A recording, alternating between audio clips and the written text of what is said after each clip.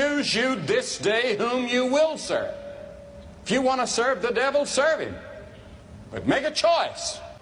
But then he says, as for me and my house, we will serve the Lord. Joshua said, if every one of you serves other idols and other gods, makes no difference. As for me and my house, we've already made a decision.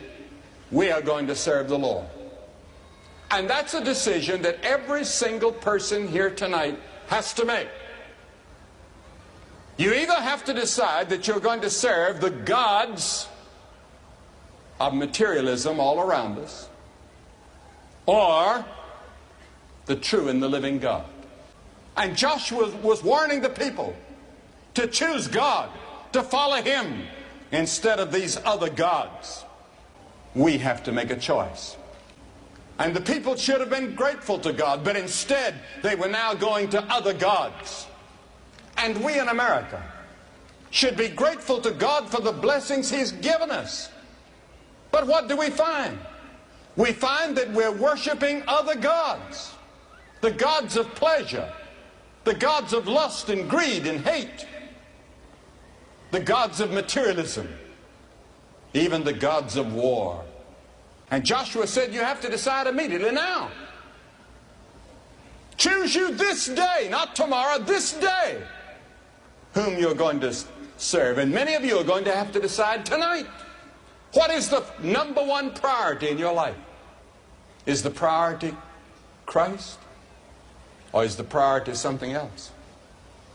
Christ demands first place. There's no room on the throne of your heart for two gods. It's either Christ or it's the other God. And I made it a point to say that when you come to Christ, you have to give up all other gods. Young people today want a challenge. They want something tough and hard. All right, give your life to Christ. He'll challenge you because He says you must deny self and take up a cross. He says, I'm going to a place of execution. Come and go with me. Deny your own selfish ambitions and lust and turn to me and go to the cross with me. And regardless of their decision, Joshua said, as for me and my house, we are going to serve the Lord. You know, Adam and Eve had to make a choice in the Garden of Eden. God said, if you want to build a wonderful world, we'll build it together. But I'm going to test you because I've given to you the ability to choose. I haven't made you a robot in which I could punch a button and you would obey me. I've made you in my image. You have the right to choose.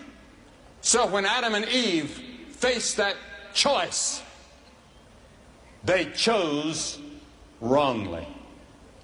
They broke the law of God. And God said, in the day that you do, you will suffer and die. And man has been suffering ever since. And it's all because of that first sin in the Garden of Eden. And man has been inheriting that tendency to sin ever since. The seed of sin is in us when we're born. David said, in sin did my mother conceive me. Think of it now. At conception, sin was already planted.